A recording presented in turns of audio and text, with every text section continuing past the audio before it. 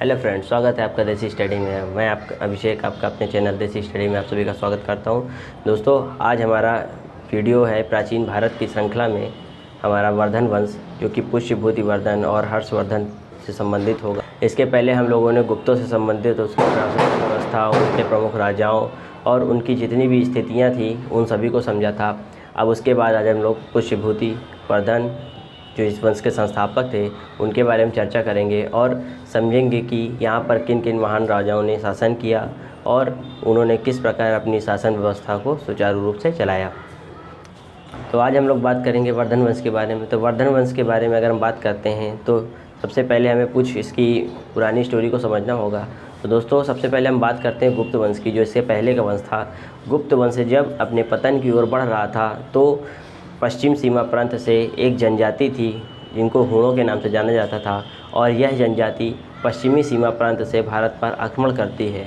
और उसी बीच भारत के आंतरिक भागों में कई छोटे छोटे साम्राज्यों का उदय होता है, और उन्हीं साम्राज्य में से एक महान राजवंश का उदय होता है जिसे हम लोग आज वर्धन वंश के नाम से जानते हैं। तो आज हमारा टॉपिक है वर्धन वंश। दोस्तों, इसे समझने के लिए सबसे पहले आइए इस मैप को समझते हैं, क्योंकि मैप से समझने से हमारी काफ़ी स्थितियाँ क्लियर हो जाएंगी। तो आगे समझते हैं। दोस्तों, भारत में जब यह पश्चिमी सीमा प्रांत था जहाँ से हूणों का आक्रमण हो रहा था, उसी सीमा प्रांत पे यहाँ पर हरियाणा का जो क्षेत्र था, उस क्षेत्र में वर्धन वंश का साम्राज्य चल रहा था। और अगर हम आगे बात करें यहाँ पर कन्नौज में, तो कन्नौज में मौखरी वंश के राजा ग्रहवर्मा का शासनकाल चल रहा था। और असम, जिसको हम लोग प्राचीन में कामरूप के नाम से जानते थे, असम में, और असम जिसे हम पश्चिमी सीमा प्रांत में कामरूप के नाम से जानते थे। और यहीं अगर मालवा की अगर हम बात करें तो मालवा में देवगुप्त का शासन चल रहा था। और इधर पश्चिम में और इधर पूर्व में असम के क्षेत्र में भी राजवंश शासन कर रहे थे। और उसके बगल में एक बंगाल का क्षेत्र था जहाँ पर गौड़ शासक शशांक शासन कर रहा था। और इधर दक्षिण सीमा प्रांत पे यहाँ पर चालुक्य वंशों का शासन था, जिनके प्रमुख राजा पुलकेशिन द्वितीय थे, जो उस वक्त के महान राजा हुए। अब आइए इन्हीं सभी के बीच वर्धन वंश की कहानी घूमती है। तो आइए उन्हें समझते हैं कि कैसे कैसे क्या स्थितियाँ बनी। तो दोस्तों, सबसे पहले यहाँ पर अगर हम बात करें कि गुप्तों के पतन एवं हूणों के आक्रमण के बीच कई छोटे छोटे राज्यों का उदय हुआ, और उसमें से पश्चिमी भाग में वर्धन वंश का उदय होता है, जो कि 6ठी शताब्दी ईस्वी के आसपास होता है। तो जैसे कि मैंने पहले बताया कि यहाँ पर जब पश्चिमी सीमा प्रांत से हूणों का आक्रमण होने लगता है और धीरे धीरे गुप्त साम्राज्य कमज़ोर पड़ने लगता है, तभी भारत के आंतरिक भागों में कई छोटे छोटे साम्राज्यों का उदय होता है, और उन्हीं के बीच से वर्धन वंश की कहानी उभर कर आती है और वर्धन वंश निकल कर आता है। अगर हम आगे बात करें कि इस वर्धन वंश के बारे में हमें जानकारी कहाँ से मिलती है, तो उसके कुछ साक्ष्य होंगे या कुछ स्रोत होंगे जहाँ से हमें इतिहास इसकी पुष्टि करता है। तो यदि अगर कोई कहानी के बारे में अगर हम बात कर रहे हैं, जिसको हम लोग कहानी के माध्यम से सुनते हैं, अगर उसकी किसी साक्ष्य के द्वारा पुष्टि ना की जाए तो वह सिर्फ एक कहानी बनकर रह जाएगी। तो इतिहास में जितनी चीज़ें भी हम पढ़ते हैं, इनको किसी न किसी माध्यम से या किसी स्रोत के माध्यम से इनकी पुष्टि की गई है, तभी ये हमारा इतिहास कहलाया है। तो अगर हम लोग वर्धन वंश के बारे में बात करें तो इनके वर्धन वंश के समय बाणभट्ट की हर्षचरित और कादम्बरी 2 पुस्तकें थी या 2 साहित्य थे, जिनमें वर्धन वंश के बारे में जानकारी दी गई है। परीक्षा में प्रश्न पूछा जा चुका है कि हर्षचरित और कादम्बरी किनकी रचनाएं हैं, तो वह रचनाएं हमारी बाणभट्ट की हैं। अब आगे हम बात करते हैं ह्वेन-सँग की। तो ह्वेन-सँग, जो कि वर्धन वंश के समय भारत देश में आया था, और इसने सी युकी नामक एक साहित्य लिखा, और उसमें इसने अपनी यात्रा का विवरण किया, और इसके अलावा उसने भारत में इस समय क्या स्थितियां चल रही थी वर्धन वंश के समय, और किन किन राजाओं से इनका युद्ध हुआ, उन सभी चीज़ों को यहाँ पर दर्शाया है। आगे हम बात करते हैं यहाँ पर कि पुलकेशिन द्वितीय उस समय दक्षिण भारत में एक राजा था जिसने ऐहोल अभिलेख का निर्माण कराया था। ऐहोल अभिलेख क्या था? तो ऐहोल अभिलेख पुलकेशिन द्वितीय और हर्षवर्धन के युद्ध के बारे में बताता है, जिसमें पुलकेशिन द्वितीय और हर्षवर्धन का युद्ध होता है जो कि नर्मदा नदी तट के पर होता है। और वहाँ पर हर्षवर्धन को पराजित करने के बाद पुलकेशिन द्वितीय ने वहाँ पर एक अभिलेख लिखाया जिसे ऐहोल अभिलेख कहा गया। आगे हम बात करते हैं कि इसी के समय कल्हड़ की एक राजतरंगिणी नामक साहित्य लिखा गया और यह मुख्य रूप से कश्मीर के इतिहास के बारे में बताता है, लेकिन यहाँ पर भी वर्धन वंश के बारे में कुछ जानकारी दी गई है। तो इस प्रकार यहाँ पर कई सारे स्रोत हुए जो वर्धन वंश या पुष्यभूति वंश की पुष्टि करते हैं। अब आगे हम बात करते हैं यहाँ पर प्रमुख शासकों के बारे में कि इस समय किस प्रकार के शासक हुए और किसने इसकी स्थापना की और उनमें किन किन राजाओं का आगमन हुआ। तो आइए समझते हैं। दोस्तों, अगर हम यहाँ पर प्रमुख शासक की बात करें तो इस वंश के संस्थापक पुष्यभूति वर्धन थे। परीक्षा में पूछा जा चुका है कि वर्धन वंश की स्थापना किसने की, तो पुष्यभूति वर्धन के द्वारा इस वंश की स्थापना की गई। और अगर राजधानी की बात करें तो इनकी राजधानी थानेश्वर थी, जो कि यहाँ पर हरियाणा का क्षेत्र था और यह हरियाणा के क्षेत्र पर थानेश्वर को इन्होंने अपनी राजधानी बनाया था। आगे यहाँ पर दिया है कि प्रमुख शासक प्रभाकर वर्धन थे इस वंश के। तो अगर हम बात करें कि इस वंश के महान राजा कौन हुए, तो इस वंश के सबसे महान राजा जिन्होंने इस वंश को स्थायित्व दिया और इस वंश पे बहुत महान कार्य किया और कई सारे आक्रमणों को इन्होंने रोका, जो कि पश्चिमी सीमा प्रांत से कई बार हो चुके थे। तो इस कारण इन्हें जाना जाता है और ये बहुत प्रतापी राजा थे। तो इन्हें हम इस वंश के प्रमुख शासक के तौर पर जान सकते हैं। प्रभाकर वर्धन ने अपनी पुत्री का विवाह कन्नौज के शासक ग्रहवर्मा के साथ किया। अब यहाँ पर स्थितियाँ बदलती हैं। प्रभाकर वर्धन की जब मृत्यु हो जाती है तो इनके बड़े पुत्र राज्यवर्धन को इनका राजपाट संभालना पड़ता है और इन्हें राजा के तौर पर नियुक्त किया जाता है। यह थानेश्वर क्षेत्र में, जो कि हरियाणा का क्षेत्र था, वहाँ इन्होंने अपना राजपाट संभाला और शासन चलाना प्रारंभ किया। तो उसी समय यहाँ पर दो स्थितियाँ बनती हैं। यहाँ पर कन्नौज का जो क्षेत्र था वहाँ पर ग्रहवर्मा राज्य कर रहे थे और नीचे यहाँ पर मालवा का शासक था देवगुप्त, जो कि शासन कर रहा था। इन दोनों के बीच काफ़ी दुश्मनी चलती थी। तो मालवा के शासक देवगुप्त ने कन्नौज के शासक ग्रहवर्मा पर आक्रमण कर दिया और इसकी हत्या कर दी। इसी क्रम में थानेश्वर के राजा, जो कि राज्यवर्धन थे, इनके सामने दो स्थितियाँ बनती हैं। पहली स्थिति कि वह कन्नौज के क्षेत्र पर जो मालवा के शासक देवगुप्त द्वारा अधिकार कर लिया गया था उसे छुड़ाए, और दूसरी स्थिति वह अपनी बहन की रक्षा करे। तो इसी दिशा में थानेश्वर के राजा राज्यवर्धन प्रयास करते हैं और मालवा के शासक देवगुप्त पर आक्रमण करते हैं और उसकी हत्या कर देते हैं।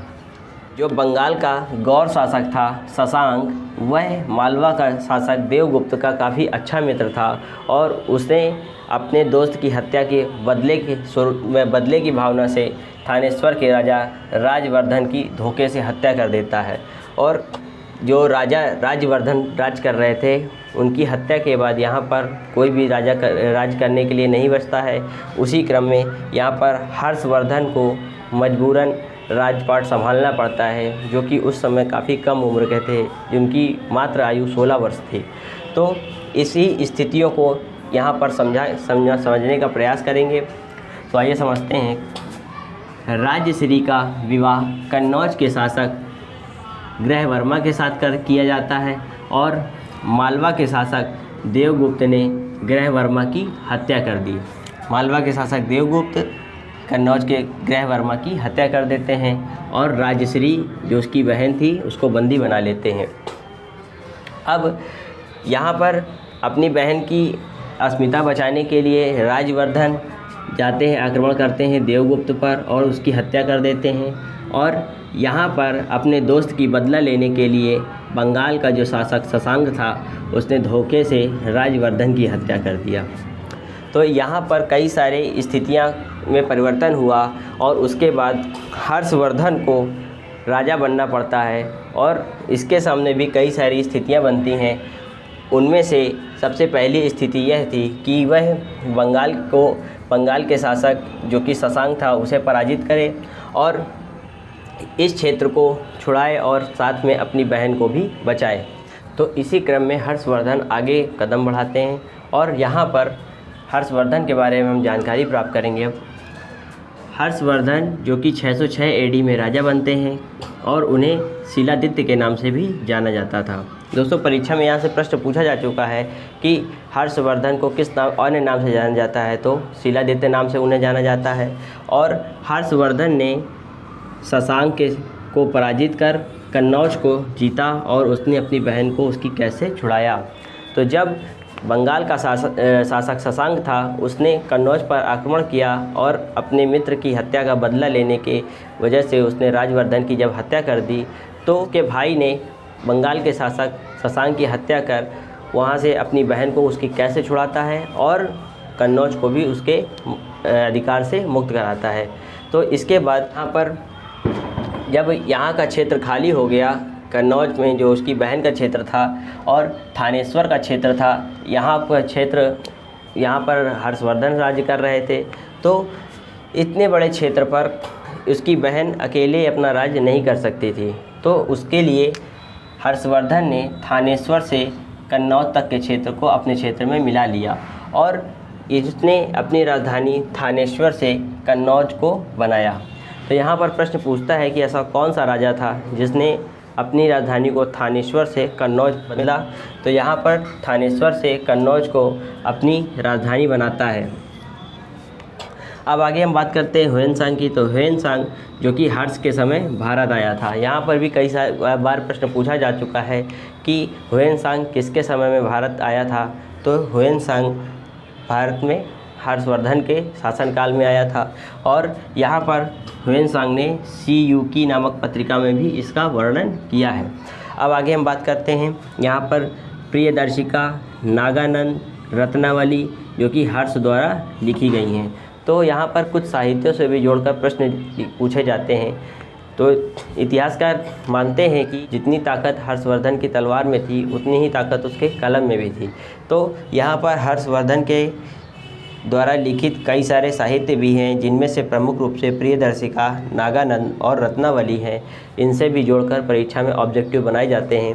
अब आगे यहाँ पर हम बात करते हैं, हर्षवर्धन ने भारत में विभिन्न धर्मों का विशाल सभा का आयोजन कराया। तो यहाँ पर हर्षवर्धन ने भारत में जो कई सारे धर्म प्रचलित थे, उस समय बौद्ध धर्म था, जैन धर्म था और शैव धर्म भी था। अब यहाँ पर कई सारे धर्मों का उसने एक विशाल सभा का आयोजन कराया और इतिहासकारों का यह भी कहना है कि हर्षवर्धन भारत देश का एक अंतिम हिंदू राजा था। लेकिन यह कहना कहाँ तक सही है, यह अपने आप में प्रश्न है, क्योंकि दक्षिण भारत के क्षेत्र में और कई अन्य जगहों पर भी इनके बाद हिंदू राजा हुए। तो इसे आगे आप याद रखेंगे। और उसके अलावा अगर हम बात करते हैं, हर्ष प्रत्येक 5 वर्षों में प्रयाग संगम पर एक समारोह महामोच परिषद का आयोजन करता था। तो यहाँ से भी प्रश्न पूछा जाता है कि महामोच परिषद का आयोजन कराने वाला राजा कौन था। तो वह हर्षवर्धन था, जो कि हर 5 वर्षों के अंतराल पर संगम पर एक महामोच परिषद का आयोजन करता था। और इसके अलावा यहाँ पर बंगाल के शासक जो शशांक थे, इनसे भी परीक्षा में प्रश्न पूछे जाते हैं। जो शशांक राजा थे बंगाल के, यह प्रमुख रूप से शैव धर्म को मानते थे और इन्होंने ही आक्रोश में आकर बौद्ध धर्म का जो बोधि वृक्ष था उसे कटवा दिया था। तो इसे भी परीक्षा में जोड़कर प्रश्न पूछा जाता है। अब जब यहाँ पर उन्होंने बंगाल के शासक शशांक को हराया और पूरे क्षेत्र पर वर्धन वंश की स्थापना की, तो हर्षवर्धन नर्मदा नदी के तट तक अपना क्षेत्र विस्तार कर चुके थे। अब नर्मदा नदी के आगे यह अपनी सीमा बढ़ाना चाहते थे, लेकिन उसी समय दक्षिण भारत पर चालुक्य वंश के राजा पुलकेशिन द्वितीय शासन कर रहे थे। पुलकेशिन द्वितीय के द्वारा और नर्मदा नदी के तट पर हर्षवर्धन के बीच एक युद्ध होता है और उस युद्ध में हर्षवर्धन की पराजय होती है और पुलकेशिन द्वितीय जीत जाते हैं। तो पुलकेशिन द्वितीय उस समय एक अभिलेख लिखवाते हैं, जिसे ऐहोल अभिलेख कहा जाता है और इस अभिलेख में उन्होंने अपनी विजय का वर्णन किया है। तो यहाँ पर हर्षवर्धन का जो साम्राज्य था नर्मदा नदी के तट तक ही सीमित रह जाता है। तो इस प्रकार आज हम लोगों ने इस वीडियो में वर्धन वंश से जुड़े सभी महत्वपूर्ण तथ्यों को देखा और आप लोग इस वीडियो को देखने के बाद इसको NCERT की बुक से ज़रूर पढ़ें और उसके ऑब्जेक्टिव ज़रूर बनाएं। तो अगर आप लोगों को यह वीडियो अच्छा लगा हो तो इसे लाइक एंड सब्सक्राइब करें और कमेंट बॉक्स पे अपनी राय अवश्य लिखें। मिलते हैं अगले वीडियो में। देखने के लिए धन्यवाद। Thank you.